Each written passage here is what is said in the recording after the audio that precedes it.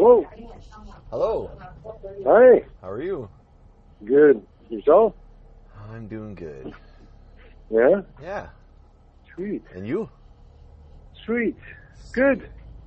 It's awesome. Good. I see the Leafs lost the second round, or the first round. Sorry, what was that? But you don't follow hockey, so it doesn't matter. Oh, yeah. No, I know. That's exciting. There was actually, I don't know if you follow Corey's Meet the Geeks page, but even Corey commented about the hockey. I was surprised. Oh, yeah. No, I don't think I saw that yet. But well, he posted, yeah. I don't know if you saw it or not, but there was someone dressed up as Darth Vader in the crowd. I can't remember which game it was, but one of the last games. And it was Darth Vader, but all in white. Oh, like our game? Yeah. Yeah, I did see that. And then in other news related to that, Marvel.com, or Marvel, like the Marvel Facebook page, did a shout out to Winnipeg. Oh, really? Yeah, they said, we want to congratulate the Jets on their big win. Which is really weird. Cool. They mentioned Winnipeg. Like, why? Why is Marvel mentioning Winnipeg? Why are they even involved in hockey? Like, they're not, they usually have nothing to do with sports in any way, shape, or form. Well, yeah, but I don't think Marvel has nothing to do with Darth Vader either. That's all Disney, right? Yeah, that's Disney. Well, Disney owns Marvel now, so. Oh, okay. Because I was gonna say it would have been a good promotion thing, but I was gonna say if they got nothing to do with it, then they really had nothing to gain from it. But I guess if they did, then there you go, free marketing. In other news, I guess where we are on the Marvel map, but Marvel just held a contest across Canada, and there was hidden Marvel items in each major Canadian city, and whoever found it would get I don't know if they got a special viewing of the Avengers movie that's coming up this weekend. So, okay. But there was something hidden in Winnipeg somewhere that you could find. And if you could find it, then you'd be the one, you'd be getting tickets to the special release in Winnipeg. And they're giving at that special release, whoever gets tickets to it are getting a whole bunch of swag and special things that no one else will get. Oh, so it gives everybody the opportunity to trespass against everybody, and then they'll say, well, no, actually, I was looking for this Star Wars thing. Oh, well, there's a likely excuse. What are you doing in my underwear drawer? Yeah, a Star Wars ticket. That's awesome. A Marvel ticket, yeah. So, with that contest, I saw the results of it, and Thor was the official Avenger of Winnipeg, is what they had. Yep, we got Thor. Yeah. This is pretty cool. It's cool that they're interacting in that way. They didn't do a contest like that in the U.S. Right. So that's kind of cool. Kind of cool we're on the map. Well, you heard about Thor? Did I hear about Thor? Yeah. Well, when he came down to Earth, did you hear about that? If this is a joke, no, I don't think I've heard this one. No, Thor came down and then you can say Winnipeg if you want, and he found someone to shack up with for 40 days and 40 nights, and then on the last night he stood up and he said, "I'm Thor." She says, "You're Thor. I'm so Thor I can't even piss." Oh, Jesus, Todd. I walked right into that one. You can cut that one out if you want. No, I'll keep it in. All right. Before we get started on the topic, I've been trying to do this every episode. I'm trying to pimp KeyCon's coming up. Yes. In May long weekend, Victoria Day weekend. Our podcast team will be there. We're even going to try to somehow get Tracy there, at least remotely. Right. The con, we're going to do some stuff. So, Todd, you will be there, I assume. Oh, yes, for sure. And that'd be awesome. Yep. And then Tracy's going to call in, and then Corey, our newest member of the team, will be there as well. So I get a little bit of extra news on that front. We're doing a Star Wars panel at the convention. Right. That you're obviously aware of. That you are aware Yep. of. We might actually. We're still in final negotiations, but we might have a special guest. Oh. Yes. Yeah, I didn't hear about that, but okay. Yeah, but we're not going to That'll be a spoil surprise. anything. I'll tell you after. Okay. But it looks very likely that will happen. So we're just kind of making some final adjustments, and if it works, that person will be on the podcast that I want to try to put up before KeyCon starts. That's the plan. That's not the one that was in the white Darth Vader outfit at the White House. Oh my God! I'd love to get that guy in the show. That would be freaking cool. I wonder who it was. I think I know. I think I know who it was. Mm-hmm. Probably part of the Manitoba Mandos. They're the guys that make their own armor Right. out of this like plastic-ish material. Now, would they be at KeyCon? Oh God, yeah. Because then, yeah, okay, Oh yeah, they're at KeyCon every year. right. Yeah, so I could be one of those guys. It wouldn't surprise me if it was one of those guys, because those guys they'll make full Darth Vader outfits, Stormtrooper outfits. They make it from scratch. They actually handcraft every piece of armor that goes on. It's nothing store-bought. Everything is handmade, and the stuff is immaculate. It's really good-looking stuff. So you're coming to the table with the topic today. So fire away. Yes. Okay, well, the topic today is electronic drums. What is your opinion of them? Would you use them? Have you used them? And if you did use them, where would you use them? Would you use them more in the studio? Would you use them live? And why? Okay. Now, I've got a bad memory, so we'll have to hit each one of those pieces one at a time, see if I remember them all. Okay, well, the first one would be, have you ever used electronic drums? And if you did, what type, and just kind of Sure. kind of a little. Okay, well, when the kids were born, I did this whole well, you know the story, but I'll share it for the listeners. I had this whole thing where I was going to, I can't play drums anymore because they get the kids and it's too noisy, and if I'm ever going to play or practice, it's got to be when the kids are out with mom, and it's just, it's too hard. So I started looking heavy into buying a set and seeing what the prices were and seeing if I would even like it, because I've been kind of opposed to electronic drums for a long time previous. And I tried them out, and I tried out a few Yamaha sets and a few Roland sets. Right. And I was blown away at the level of technology. In your earbuds, they sound really, really good. In fact, the better sets, it's even hard to tell that you're not playing real drums. Even the feel of when you're hitting, the look of the cymbals, the way the cymbals are, it's really like playing a real set. Visually, I guess for an audience, it probably doesn't look as cool. But it sounds amazing. And in terms of practicing, like after I tried them out, I'm like, I gotta get me a set. Now, I haven't bought that set yet because the price, it's like buying a whole other drum set. The pricing is kind of similar to buying real drums. There isn't really that much difference. The price has come down in the last, 10 years or whatever it is. So they're not as expensive as they used to be.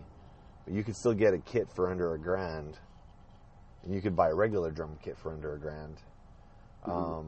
And you can buy a kit, you can buy a $10,000 kit too. Or I think the one I was playing was just over $5,000. But they can do everything. Like, you could be Neil Peart out there with the orchestral sounds on the drums. The Roland one I tried, which was the high end. So I tried the highest of the high ends they had along McQuaid, and then I tried the best of the low ends. The guy I was dealing with was pretty good too. He's like, "Oh, we'll try this," and he knew his stuff. So how was the feel? Like the triggers, were they pretty accurate? Even on the cheap one, like the cheap one that was good. So the Yamaha low end kit is the best of the low end kits. The Roland low end kits don't sound good at all. The Roland high end kits sound amazing, And it's like the Yamaha high-end kits don't sound as good. They sound really good, but I mean, if I had to compare, if I had all the money in the world, I would definitely get a Roland kit. No questions asked. And I tried a bunch of different ones. They all had different number designations, so maybe I'll post that in the credits. Now, when you're comparing, are you talking sound-wise? Are you talking feel-wise? Everything. Everything. So kind of overall. Yeah, overall. Feel and sound. So the low-end kits didn't have as good a feel, but if you close your eyes, I mean, I didn't really notice that much of a difference. The high-end kits look like real. They look more like real drum kits. Like they actually have like the snare drum is. It's not just a piece of plastic. It actually has,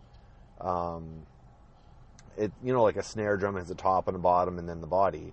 This has the same thing, and you're actually hitting what looks like and feels like an actual skin. I've seen those. They look like an actual drum kit, but on the side where there's normally that hole, it's actually a jack where you plug in your your microphone, your cables. Yeah, now just like on a real drum kit, you can buy a high-end snare for an electronic kit. So even on the low-end kits, you could kind of, like if you're hitting hard or less hard, like on the Yamaha kit, you could actually tell the difference. But even if you buy a low-end kit, you could still replace your snare drum with a higher-end snare, because that's the drum you use the most, that and the bass, right? So you can still replace out like your snare, you get a better snare, or even your cymbals, just like on a regular kit. So. But on the high-end kit, like the subtlety you could do, it was playing real drums. Like I could do some military drum rolls on the snare, da da da da da, like, and I could hit harder, hit softer, hitting different ends of the stick. Like it had a lot of dynamic. Trigger points on it. Yeah. Yep. And then on the high-end kits, too, like the cymbals were phenomenal, too. They had multiple points of contact based on how you would hit a regular cymbal, because sometimes you might hit it right from the side to get that bigger, wider splash. But also if you hit the tip, so not hitting the side, but hitting the tip, it had a different sound. And if you hit in the middle part, in the middle ring, not the center part, but like kind of towards the middle ring, it has a different sound to hitting the bell or closer to the bell. So I had multiple contact points. And again, like you could always buy the cheapest set and you can upgrade little pieces of it to get a far better set, just like you would on a regular kit. So it is fairly inexpensive to get started on one. And now that, you and I are doing our thing, I'm really thinking I'm going to maybe just go rent, because the monthly rental rate at Long McQuaid it's almost criminal how cheap it is. Well, especially when you have to have price days. Yeah, exactly. So I might look at that, because I've tried to play drums a few times in the house, and I can't. Like the whole time I was playing, Abby was screaming, and she wasn't even up in the same level of the house. It's like too loud, please stop. So now I've got a question for you on the cymbals. Yes. Now you said there's different trigger points on the cymbal. Yeah. Now, is it, when you get to the bell, it's a certain signal. When you get to the middle, it's a certain signal. You get to the end, it's a certain... Now, is it just strictly different blocks, or is it gradual? Like if you went on increments on the actual cymbal, does it change the tone as you go, or is it just kind of, for the first 4 inches, it's this, the next 4 inches is this? Well, it was a little bit... So, like, the low-end ones, like, I think there's, like, the bell...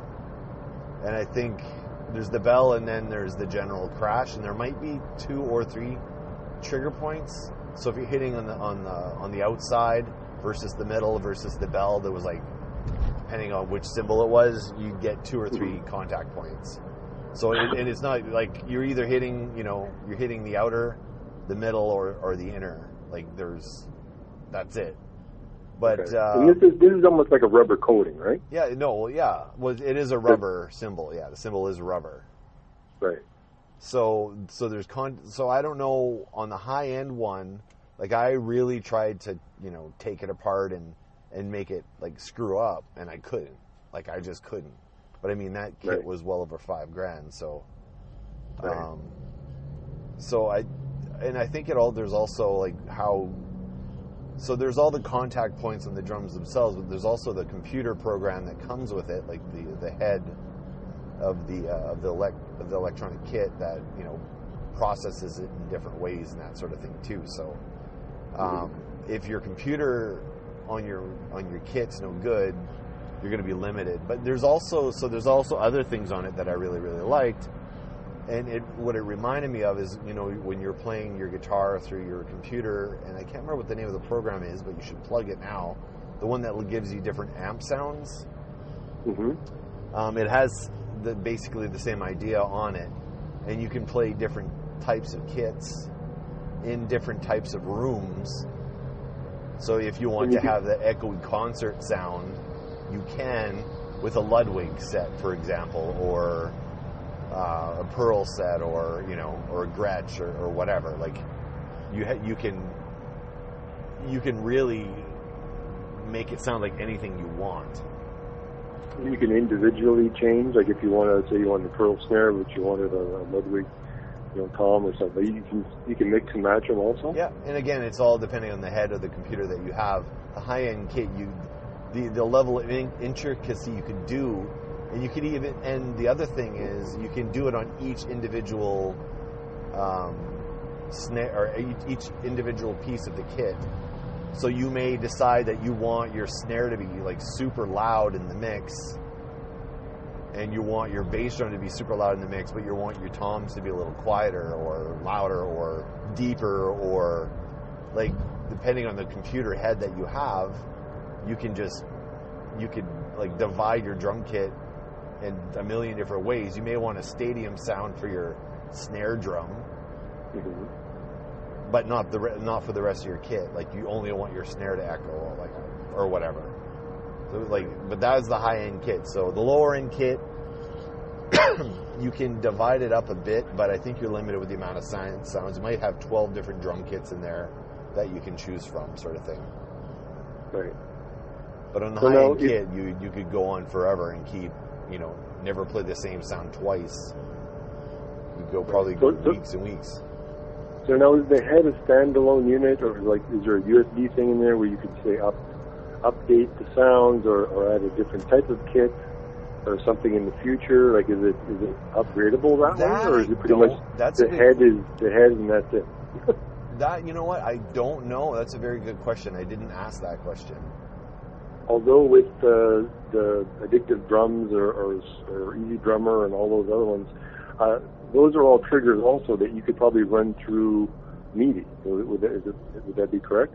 Yes. If you wanted to run it through your computer? So two of the things you can do is you can actually go ahead and play and record it all into the head. And then you can extract it later and just dump it into your software. But you can also run it live through your recording software as well. You have the option. Right. So you could probably run it through Easy Drummer. So if you're the program within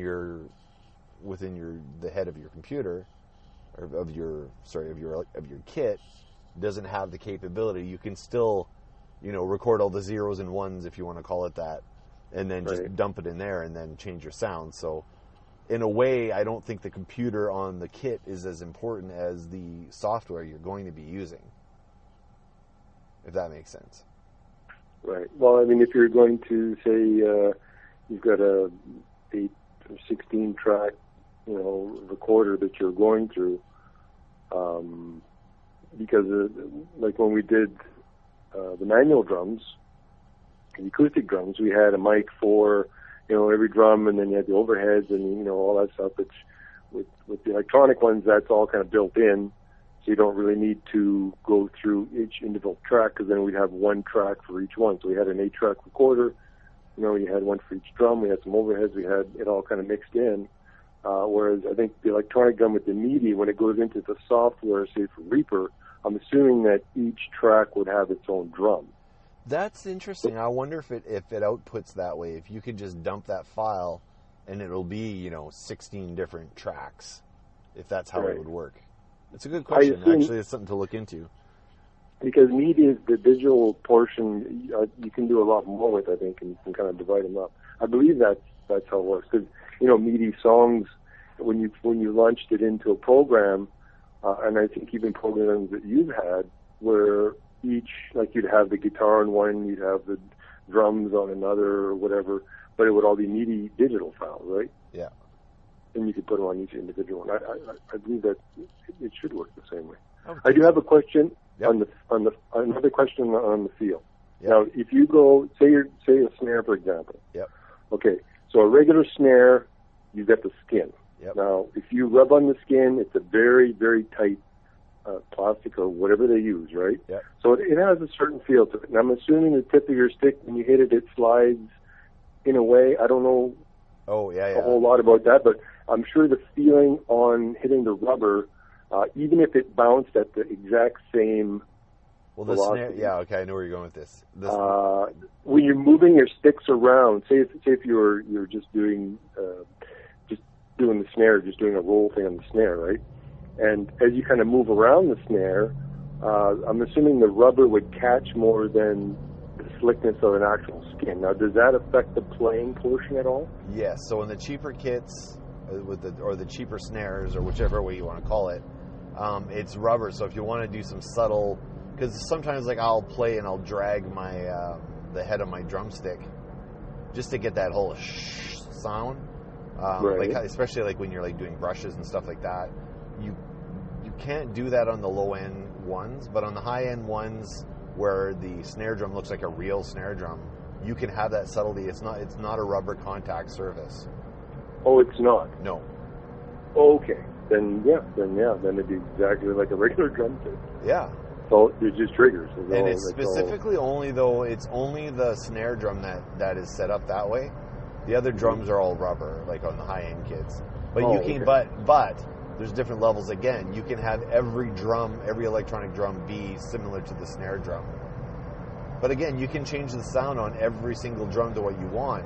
You can take your snare drum and turn it into a tom sound and have it just be a tom, like one of the toms. So theoretically, you could buy a whole bunch of snare drums and go that way if you wanted to, right. and have that snare. Because I'm trying to remember, the high end one I tried, I think, had all, skins on all the drums, and they were like, it looked more, with a top and a bottom and the body for every drum, if I recall. The only thing that wasn't like, even the, I'm trying to remember now, the bass drum was like that too. It was actually, it looked like, it wasn't the full size of like a bass drum, but it was the same thing where it was a top, a bottom, and then the body. So you're actually hitting a skin. Mm-hmm. So I mean, the high end sets actually would look cool live to play, at least a lot cooler than like the low end Yamaha kit. Right, and this is the Roland set you're talking about. This is the Roland, with the full size. Yeah. Right. Yeah, so would I play out live with an electronic kit? I don't know if I ever would, but it's a lot closer to doing that. I mean, unless I was playing a coffee house or something, then yeah, sure. But I don't know, playing live, set's a set, but I could be swayed. Especially if Rolling contacted me and wanted me to endorse the drums. Go out and play live with them. I might do it, but I think the metal community would probably try to kick my ass if I was out playing an electronic kit out there. Well, with nowadays with these new drums, I mean, there's not.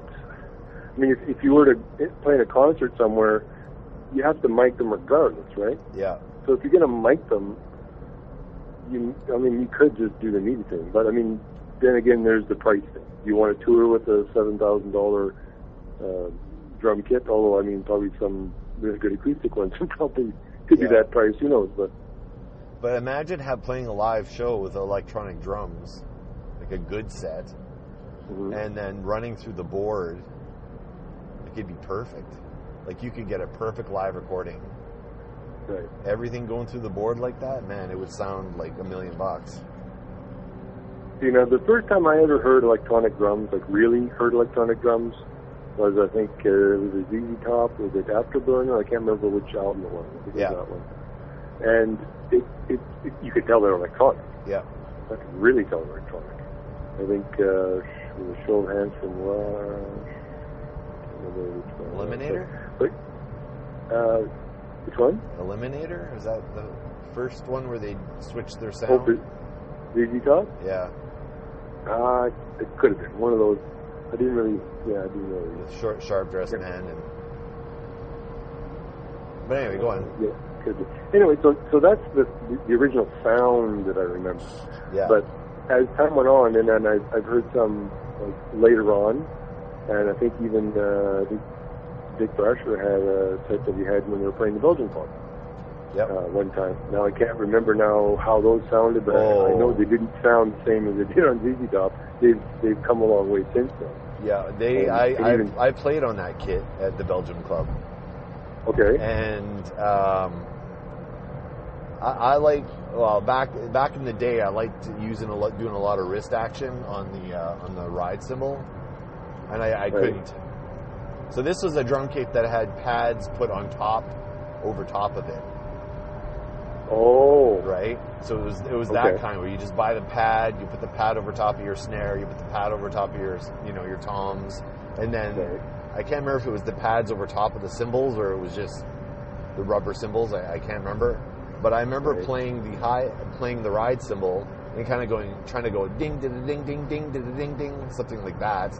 And it was going ding ding ding ding ding ding. Like I couldn't do 16th or 32nd notes or anything. It was strictly. So that model wasn't. Yeah, I think I was limited to 8 notes on there or something. Like that's the most I could do. Like if I went faster, then it would instead of doing because I wanted to go ding ding ding ding ding ding ding or something like that, it would go ding ding ding ding ding ding, and then you're hitting it, and nothing's coming out till like a millisecond later, and it was very distracting to play. It was very, very difficult. Now I wasn't able to do any fancy flourishes on the snare drum like I can now, but I don't know if the snare drum would have worked the same way or not. But I remember we played some blues songs. That's all I remember. Right. At that show. Yeah. So what was the next question? We're 2 minutes away from home. We may have to do a 2-parter here. Would you buy a set? Yeah. If I had the funds, there's nothing that would stop me from buying a set. Purely financial right now, that I don't have one. Right. Like I would actually take my drum set that I have now, put it in storage, and exclusively use the electronic kit. Right. Like I have free time at night. Like at night after the kids go to bed. Right. Sometimes the wife will play video games, or she'll do work or whatever. I could actually just practice and play and record. And you wouldn't wake anybody up. And I wouldn't wake anybody up. Exactly. You're just like the guitarist now. You just plug in, put your headphones on. Well, yeah. Like I wish I could do that. Like as we're working on, as we're talking about working on songs and recording some songs, I'm really thinking I'm just gonna go. I gotta go rent a set. Because I've coming up with all these like some of the songs that we'd written are the ones that I'd done like back in 2000 that I want us to re-record. Right. Like I'm trying to manually program those drums in. Like that's what I've been working on. Just using a drum program and just manually going or finding a beat that's similar to what I play. And I don't play anything too typical. Like maybe it's because I'm a shitty drummer. I don't know, but like the beats that I come up with are not the standard beats that you find, or I can't seem to find them, or how I do my fills. Like I don't do fills. I've got a lot of different influence on how I do my fills, and I might, rip off a James Brown fill or something, or Sure. But I can't make the drum programs do what I want. Right. So I was like, fuck it, just get an electronic kit. Just, it's something that's taken me 2 or 3 hours to work through programming it. I could play it, worst case scenario, I could play it over and over again for half an hour and then get what I wanted. You know, it's just like, it's so time consuming programming it, especially when I have the full ability to play. Like, it's not lack of ability. And it's good if you rent it first. That way you don't have the buyer's remorse. You know, you're going to dump, you know, a couple grand on a kit, and then you get it, and it's like, geez, should I have, you know, spent this much money? So this way, at least if you rent it, you know what you're getting into. Yeah, but I think you can also rent to own there at Long McQuaid, so that might be... Yeah, oh yeah, there's financing too, for sure. Yeah, so I don't know.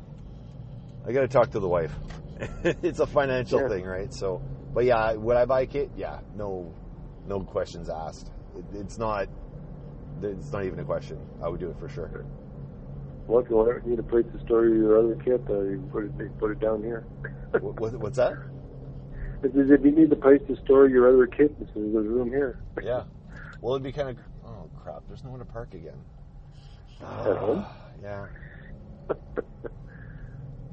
Guess we gotta go park somewhere else. Boy, oh boy. You think you lived in an apartment or something? You're trying to go around up and down the streets trying to find weather? They're leaving now. Okay. I guess I can go in. Well, there you go. All right. Well, I think we have a lot more to cover on this topic, so let's cap it off here, and then we can continue on. We'll cap it off here, and then we'll continue again. Okay. All right. Sounds good. Okay. All right then. All right. We shall talk to you later. Talk to you later. All right. Bye. See ya. Okay. Bye. Bye. So. Hello. We're continuing. Continuation. So, it's funny that you brought up this week, because it was I've been on the Vinnie Vincent kick for the last month here now. Okay. The former guitar player for Kiss, and probably one of definitely their strongest songwriting partner that they've ever had. And he did an album review of his first album. Like, he was asked onto a radio station to go over the album track by track and how it was written and all that sort of stuff. So when you think Vinnie Vincent, or you think Eddie Van Halen, or any of those guys, and they're all, they're these guitar gods, I expected him to want a real drummer, but the comments that came up electronic drums wise from him was that when he actually had to leave Kiss and he was trying to put together some sort of project, the project was he just wanted to find a singer, and he was going to play all the instruments himself and use a drum machine, because he likes the sound of drum machines or electronic drums. He wanted to be able to program it. He said at worst case scenario, he wanted to hire a drum programmer to come in and program the drums. He didn't want real drums played, because the issue that he had was drummers tend to speed up and slow down. Regardless of how good you are, true, you're never going to get someone who's in perfect time, and drums are probably the hardest thing to record. Right. So, unless the drummer's using a click track. Yeah. Yeah. But I think there's still imperfections in that. Like, you may you may be pretty well synced with the click track, but you're probably not 100% on. So you still have that human element. So you're what, sorry? Well, you're probably not 100% perfect. Like, you might speed up this snare hit and then slow down the other, and slow down the snare hit somewhere else. You're not going to be perfectly in sync. Right. I mean, it gives you the human touch. Yeah. It's not so sterile. Because, I mean, some of these drum programs, they have that built in. What? So that it sounds more natural. Oh, do they? Okay. Yeah. Whatever algorithm they have in there. I mean, when they're doing the hits, it might be just a fraction one way or the other or whatever, just to kind of give it some human feel to it. interesting. I wasn't aware of that. So, is it like drum programs? Like which ones in particular? I thought Addictive Drums had something in there because you can kind of adjust. Now, is that the one that Alex is using? No, I think that's Easy Drummer. Okay. Because I know with Alex's one, I can't tell. Like, it's like if he hadn't have told me. I mean, if I listen to enough of it, I'll go, oh, you know.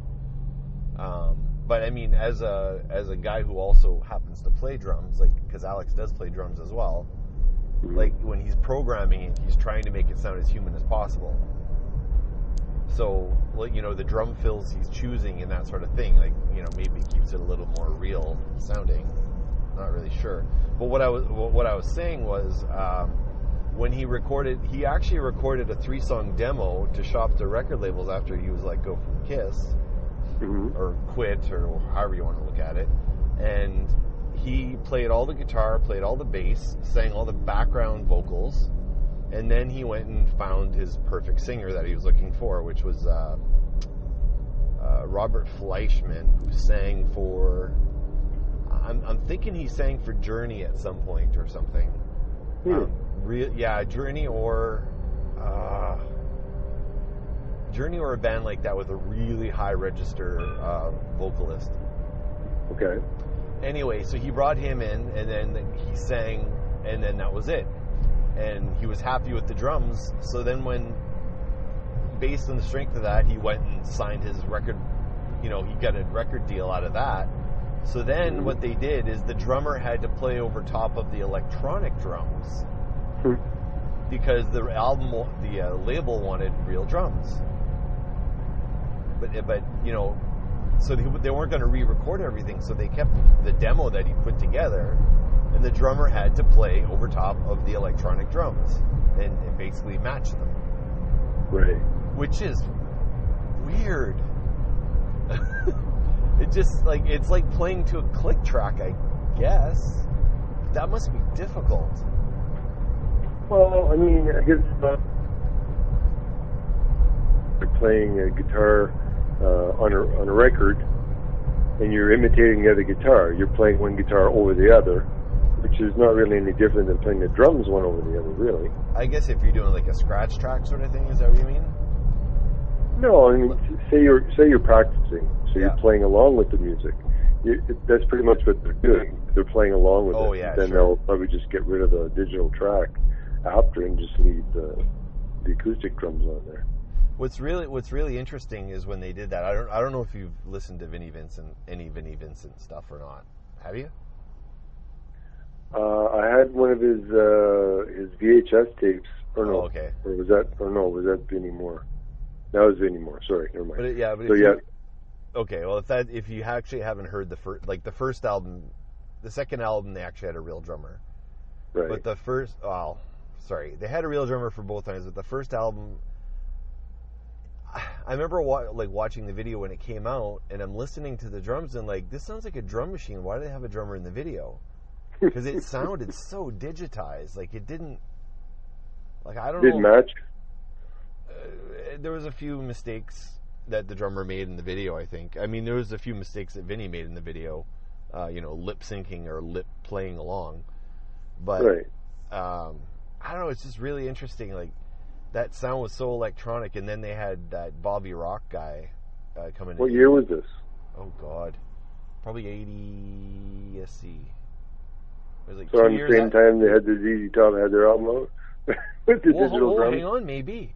Because that was 1984 is when Lick It Up came out. Okay. Vinnie did the tour for Lick It Up. Or it was 83 or 84, and then he was fired, so it would have been 85, 86. And I think Eliminator was in and around that time, like that first album they had with that sound. Yep, I think that was maybe a little bit before that, maybe, but... So I don't know if Bobby Rock, like the drummer for Vinnie Vincent, if he actually went and played on an electronic kit. Maybe that's what... But it sounded so fake. Like it, I don't know if you remember the dance music from the 80s, that really highly produced stuff. Techno. Like if you listen to like Thompson Twins or any of that sort of stuff, like that really mechanical sound. That's what it sounded like. Right. Wow. So. And it was rock. But it was like crazy, psychotic. Like, you gotta. Okay, I'm going to share that album with you just so you can hear it. Okay. I don't expect you to get more than one listen through. Right. But it's like on the guitar side, it is insane the way this guy picks. Yeah. He picks in a traditional Nashville bluegrass style, but with distortion and playing super fast, because right. he uses his when he's picking, right, like when you're picking with a pick, you're using you're using your forefinger and your thumb. Is that right? Well, most of the time that's what it is. I think Eddie uses his middle finger. Or your middle finger. But so it just depends on the player. But. So he was using a pick, mm-hmm. I guess, with his forefinger and thumb, and he was also using his pinky. So every time he struck with the pick, like a millisecond later, he's also striking with his pinky. Right, he's not wasting his hand motion. I think he was using multiple fingers. Like, he might have been using more than the pinky, like multiple fingers and a pick. I think is how he was doing it. But but the way he played and the way, like, the settings of his guitar and his whole, the guitar playing almost had a mechanical sound to it as well. There's no way you could ever emulate that on a computer or through a program. It was just so wild. But I really want you to listen to it. Like, the playing is really wild. But okay. So I guess what I was trying to say is, if you're listening to electronic drums in a song or like from a band, like, I think it sounds really good. Like in the Vinnie Vincent setting, it matched the setting that he was using on the guitar and the amp sound and all that sort of stuff. So having the electronic sounding drums made sense with the sound that he was trying to create. It actually worked. Mm-hmm. If you listen to Nine Inch Nails, like, he does everything himself, and then when it's time to tour, he puts a band together. So Trent Reznor, like, does everything. He programs everything. And right. having real drums would probably not sound right on the recording. So then, like, live, you get a real drummer who's trying to emulate that sound. Another band is like Ministry, same thing. Like, it's all Al Jorgensen in the studio. And I was astounded, like, when I saw Ministry, they actually uses a real drummer live. And, like, I don't know how the hell the drummer can play these beats, because they're really, really, really fast. Right. I mean, he's just taking a standard drum beat from whatever drum program he's using and just cranking the speed on it, like, right up there. So I guess in those cases, like, I think it works. So what's your experience? What would you say? What if it sounds good or it doesn't sound good? Like live? Yeah, electronic drums. Like, if you're listening to an album, like, okay, so using the ZZTop example and that sort of thing, like, do you like it? Does it work sometimes? Does it not work at all? Like, what's your take? Well, past ones that first came out back in high school and stuff, anytime they had live bands and they had electronic drums, like, ooh, the new thing. I didn't really care for it much. But I know now, just with the software, like the Easy Drummer and Dixie Drums and all those programs, when I'm running that and you have the headphones, it sounds better than drums. When you say, when you hear a voice, and then when you hear a voice mic'd, it sounds better. When you hear a voice, mic'd, I see what you're saying, yeah. You know how it enhances the sound? Yep. It's almost the same thing. Because now what happens is you've got the drums, or you've got the drums that are, they're simulatedly mic'd, right? Yeah. So then they add, and depending on what setting you have, I mean, you could have it so it sounds like you're playing in an arena and just, sound like thunder. Or you could have it to sound like, say the Beatles or something, where it's, it's a thinner sound. But it's nice to have that option, just like guitar players with all their effects pedals and stuff, you can play a song. This song will have some phaser in it, or this one will have distortion, or this one will have whatever. So you have a pedal to emulate which one you want. Whereas the drums, you get the same thing. You want to sound like, Led Zeppelin, type kit, or you want to sound like, in anything else. I mean, at least you have that option. Add this squeaky foot, the foot. Yeah. there must be a setting to add that in, I'm sure. Yeah, it's just a random. Yeah, it's a random program that just adds a squeak here and there. Yeah, that'd be. If there was such a thing, I'd probably want to go get it. So okay, so let's carry this into recording in the studio. Yes. So are you saying that it'd be better to have the electronic kit? Like, as someone who recorded our album, like our Dome album, you're pretty much the engineer for all that stuff. Like, right. What if you had the option of Oli going in and recording all the drums electronically, mm-hmm. versus using the live kit that we did with all those mics? From a recording engineer's perspective, what is the preferred method? So this isn't programming the drums. This is still playing, okay. But playing off an electronic versus playing off a real kit, and that whole setup. I would actually probably pick the electronic kit, because the way it was recorded is fine, but depending on, because everyone has their own sound, right? I mean, my guitar or bass or whatever, I want to tune it into a sound that's appealing to me. Yeah. And the same with when you're doing voice or something, you kind of bend it and do what you want with it so it sounds good to your ear. Right. Same with the drums. I mean, the drums that we had recorded, there's nothing wrong with them. They're great. But if you went to the electronic ones, there's always the thing where we're talking about, when you talk about the metronome, it's not always exactly the same. At least when you have this MIDI with a trigger, you can actually move the trigger point to the BPMs, so that everything hits exactly at the right spot and at the right velocity. So I could say you get a double drum and one leg is stronger than the other one, or one hit is louder than the other one. You want to even them out. Well, I'm sure it's a lot easier to do digitally, because now I'm sure it's adjustable where you could do that, whereas you can't with the acoustic drum. What you get, I know there is ways you can go into programs and start snapping, right to the BPMs, but I haven't really got into that too technically, because of the amount of stuff that had to be done, and I couldn't really play around with it too much. But I personally think that would be better, and just for a size, like a drum kit, electronic drum kit, you could probably fit in a corner somewhere where you have the acoustic one, where you take up a lot of real estate, especially depending how big your studio is. Yeah. Like if I wanted to say, you know what, I'm going to take this cabinet out, and in this room that we've been recording in, I could fit a drum set in the corner. Yeah.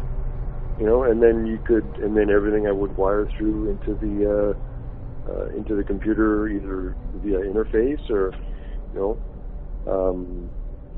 that way you're not using. I mean, space is a big thing too. On top of that. That is one of the nice things about it is the size, but the like when you get the more expensive kits, they do take up more real estate though, because they're meant to look more like a real, like that $5,000 kit the Roland $5,000 kit I was looking at.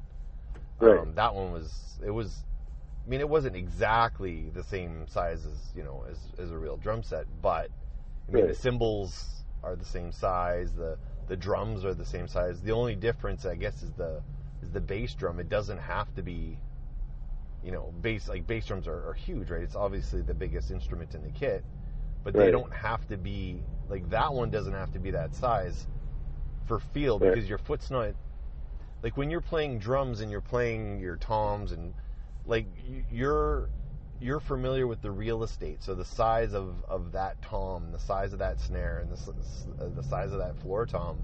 So when you're actually the physical motion of hitting the drums, having it be the same size is advantageous because you're still playing essentially exactly the same way. Right. But with the bass drum, you're hitting the pedal. Like, it doesn't matter how big the bass drum is from an electronic kit perspective. Right. So it does kind of take up the same amount of real estate. The only difference is the bass drum on the more expensive kits. Right. Like on the really cheap ones, like all the pads are all like, some of them are like really small. There's one kit that I was looking at. It was within my budget to get, but all the pads are so small that you would have to be precise in your playing and hitting exactly in the same spot every time. Right. But when I play on my snare, like I play all over it. Like I don't, but purposely so sometimes. Like I'm not hitting it right in this dead center. I mean, I set it when I set my kit up. I set it to be dead center. But there's a lot of times I'm not hitting it in the middle. I'm hitting it on the edge, towards the outer rim, because you do get a slightly different sound or a slightly different attack, I guess. Mm-hmm. Versus if you're like in a guitar, if you're strumming down or strumming up, like it's just different, right? Mm-hmm. So so size wise, it's kind of the same except for the bass. Okay, but now there's the audible. Now, if you had the acoustic drum kit in here with full cymbals and everything, you would go deaf within 2 minutes. Oh yeah. Whereas the electronic kit, you throw it in, throw your headphones on. I mean, even without headphones on, just the sound of you clacking and everything else would be loud enough in a small room. Especially all that bleed. Like, you cannot play live unless you have a specialized studio. Where the amps, like where the drummer's in one room, say, but all the amps are in another room, and they're going directly to the board, and everyone's wearing headphones. Like, you have to have a special setup because the drums are always going to bleed. Like, you can never do a proper live recording unless you have, you've invested in the studio to have like either a segregated drum room or something like that. With an acoustic kit, you mean? Yeah, like it's just too noisy. If you're doing it live, yeah. Yeah. Because I mean, and depending on the acoustics of the room too. I mean, as soon as you hit the snare, whatever natural reverb is in the room, you'll be getting that you can't take out. Yeah. Whereas with electronic drums, it's pretty much dry, and then you just add as much reverb as you want. Yeah, or ambiance. Like if you want to, you can turn on the room setting or the concert hall setting or whatever. Yeah, so there's built-in gates and stuff, so you don't hear the resonance of the. So assuming that you had the studio you wanted. Yeah. Would the studio? Okay, so we're going to take this one step further. So if you had all the money in the world, and you could buy the house you want and have a studio or have a studio offsite, and you could build the studio you want. Yeah. Would you build a studio that would allow you to live record acoustic drums, so you could record the album live? I mean, obviously you would go in and punch in maybe vocals later and things like that, but would you set your studio up in order to be able to record live with acoustic drums, and then having all the amps in the other room and everyone's wired in and with headphones, like I was saying before, like there's a lot of bands that have done it that way? Mm-hmm. Or would you still go electronic drum? Because the electronic drum is helpful in space, in setup of the sound and all that sort of stuff when you're limited in money and space. But if you had the money, would you go acoustic or would you go electronic for recording? Well, see, the key thing you said is basically no limit, right? Mm-hmm. No limit. Why would I settle for one? Good point. I would take both. I'd have both on a rotating thing. I'd have the one set, the acoustic set, and then the other side electronic set. And just like on those talk shows when the whole thing moves, right? Yeah. So then it would just the sets would switch. and then I'd have a whole setup where there would be a stage on the same rotary thing with a wall in the back, and way back there that would be like kind of dug in where it's kind of like how do you call it, like an amphitheater type thing. Yep. And then when the whole thing turned around, the whole band could play live out into the audience. Could have free concerts. It depends on where you build the studio. Oh man, that'd be an awesome. There's someone that did that actually. I'm trying to remember who it was. There's someone that actually built their own nightclub. It was a band or a performer. I can't remember. They built their own nightclub. Mm-hmm. I know Prince did that. But they built their own nightclub. It was in the middle of nowhere. And it's a bar, like with live bands, but then that band will play there all the time. And they built it because they built the stage they wanted to play on. I think I remember seeing something on TV. Yeah. Regarding that. Man, I would love to have that. I would, ideally, if having all the money in the world, I would actually have a studio and a live performance venue all in one. But you could actually plug in from that stage, like you're saying, and actually record the performances. Because I mean, nothing beats a live performance. Like I think, you know, when we're jamming in Alex's basement, Mm-hmm. Like those are some of the best performances we've ever had. Mm-hmm. Like we just sound, you know, like it was perfect. And there was a couple of places we played where the sound was immaculate.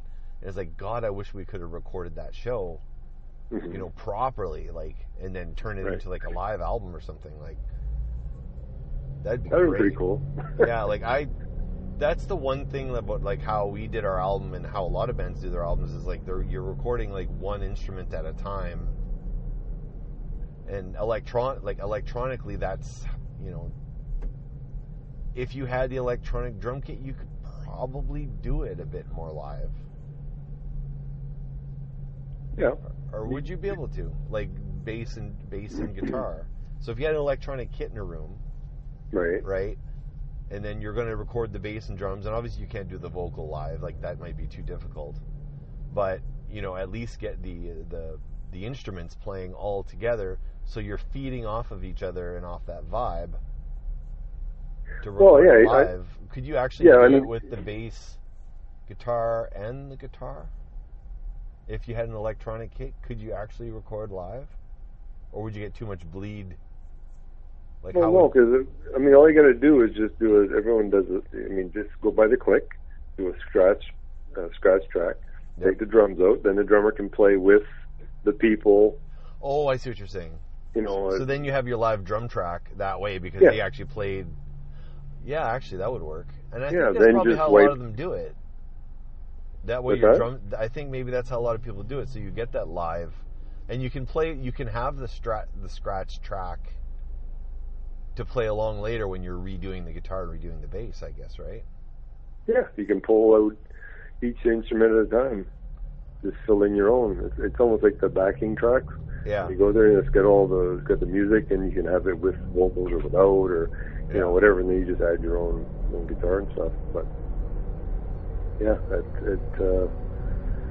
it's pretty cool how you can do that. You can just pull the instrument out, especially when it's MIDI, because it has each signal has its own channel, so you just have to turn off the one you don't want to hear. Yeah. Because when I one time back years ago, you know the song Detroit Rock City. Sorry, which one? Detroit Rock City. Oh yeah. Okay, so I had a MIDI file of that song. So what I did is I put it in the program, and then it divided all the tracks, right? Yep. So what I did is I kept the drums and the bass, and then I played over the guitar tracks, because it was two separate tracks, because there was a lot of harmonizing going on. So I just pulled out the old MIDI tracks and left mine in there, and then rendered it down that way. So you can always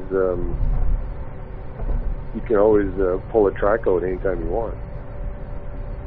Fascinating. What's that? Fascinating. So the more we in this episode we go, the more I'm like, I gotta go rent a kit. I gotta go rent an electronic kit. Well, I mean, like, have you tried? Like, you're saying you like that Easy Drummer, right? Yeah, I do. Yeah. Okay, so if you like, have you listened to what through like speakers? Yeah, so then you just pull the track out you don't want, and yeah, there you go. And then you said fascinating, and then I think we got cut off. Oh yeah, and then I was talking about getting a kit, renting a kit. Right. Oh yeah. And then I asked you about your speakers. So you're listening through your headphones or your speakers? I don't know if you caught that part. Oh no, I didn't. Okay. So did you listen to, like, was it your computer speakers or was it headphones? No, I was using headphones. Okay. And it sounded pretty cool? Yeah. Yeah. So I'm assuming that would be the same sound. Well, when you went and tried them out at Lon McQuaid, did you try them out live or did you have headphones? No, they only do it with headphones. Right. I mean, you can do it live. I don't even know if they come with speakers. You might have to buy. I can't remember. You might have to buy a PA so you can hear them. Well, yeah. You'll have to go through a stereo, I guess, of some sort. Well, the other thing too with the electronic kit, I didn't touch on this before, but when I was now you and I are older, but when I used to practice, when I was practicing my drums at the height of my playing. I'd pop a CD in my CD player, and I'd crank the CD player as loud as it would go, and then play along. So there was two issues with, like, we don't have that issue now, but one of the issues was it would skip because I was playing because of my playing, right? Because I play loud. I mean, Dad tried to squash that in Vinnie, and he was fairly successful. I can play quieter now. But the other thing was, because drums are so loud, that you're going to go deaf with headphones on, even if they're, headphones that what are they called? The reducing headphones that you have, so you can't hear nothing outside of the headphones. Noise canceling. Noise canceling. Yeah, like, I don't know if there's anything that's powerful enough. Like, if you had those noise canceling headphones on, and we're trying to listen to a song on those headphones in the same room while Oli was playing, I don't know if that would work. I think it would still bleed. That'd be a hell of a test. That would be a true test. Yeah, so that would be a true test. So that was the issue with, as a drummer, practicing along to something. If you're trying to learn a piece of music, it was virtually impossible unless you had a stereo system that could just totally, you could totally crank, but then you're going to go deaf because you have to turn it up loud enough to overcome the percussion. Like, I don't know if you've ever thought of that. Like, if you're practicing guitar, like, you just listen to what you're listening to, and, you just play along, but there were so many hurdles to overcome as a drummer trying to be better and to learn stuff. It was just so difficult. Right. Well, when we rented the recording equipment and did the drums, the headphones that were rented were headphones that drummers use. Okay. Because of the amount of bleed that you would have from when they're playing. Yeah. So they do make them. I mean, quick and dirty. I mean, just get a pair of those. Those headphones that they give kids at the races, so they don't blow their eardrums out. Yeah. Okay. So the muffs.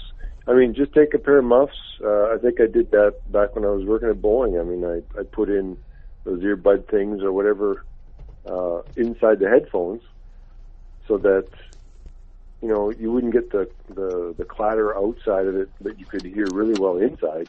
Right. And to me, that would be kind of like a homemade noise canceling. I mean, it's kind of.